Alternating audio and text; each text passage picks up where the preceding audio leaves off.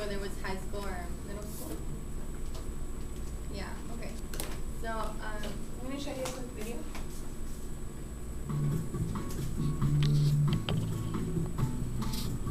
Brian, are you against sex education in schools?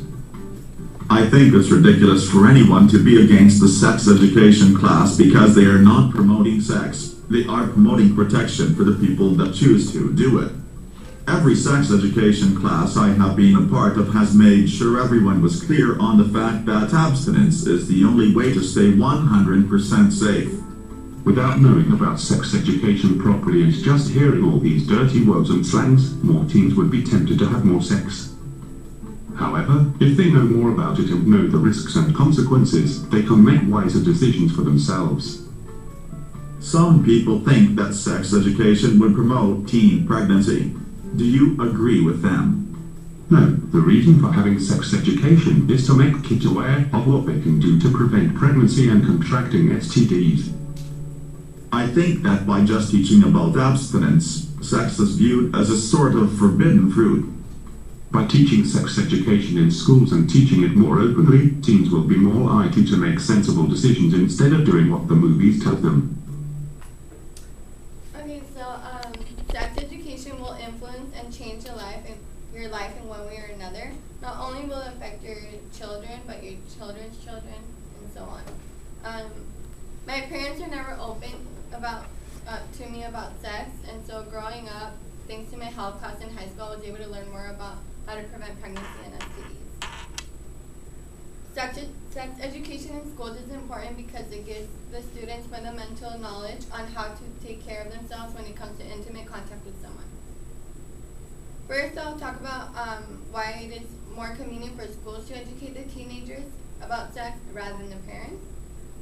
And so, the article, Parents Sex Talk with Kids Too Little Too Late, published in the year 2009, states that the sex talk is never easy. It's not comfortable for anyone involved.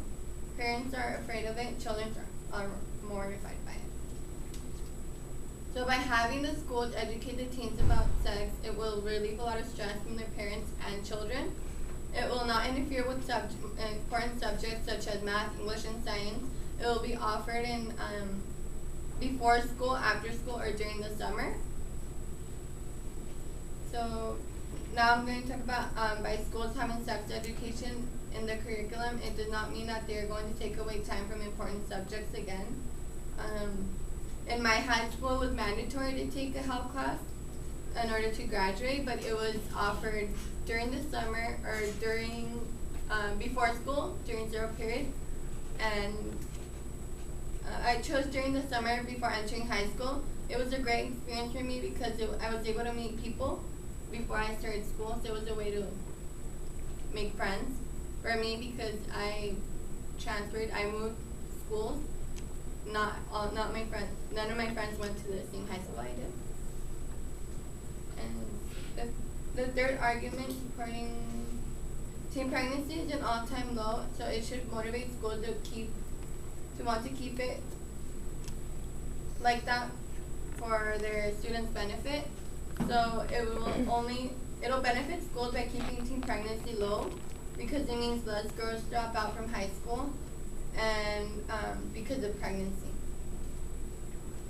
By less girls dropping out, it means more attendance, which means people lose less money, or the schools lose less money, because the money schools get also depends on the attendance, on how much people attend and regularly. So today I talked about why schools should be more aware and educate their students about sex.